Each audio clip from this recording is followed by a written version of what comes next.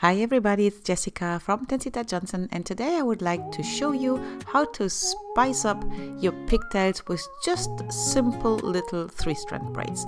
For this, you just section off a triangle shape in the middle of the head, so take perhaps 2 inches wide the section, and now pull the hair to the front and make a regular 3-strand braid. You can braid it down like I do it, like in a Dutch braid version, or you can braid it the other way around where you bring one strand over the other. This is the first braid, and you're going to do exactly the same on the other side.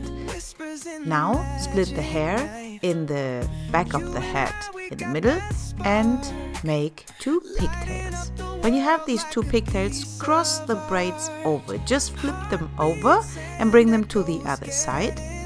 Connect them to the pigtail, wrap the rest of the braid if you have the hair long enough around, and then the rest of the hair tie. Like this, you can hide the ends under the pigtail braid, and you have the tiny elastic covered up.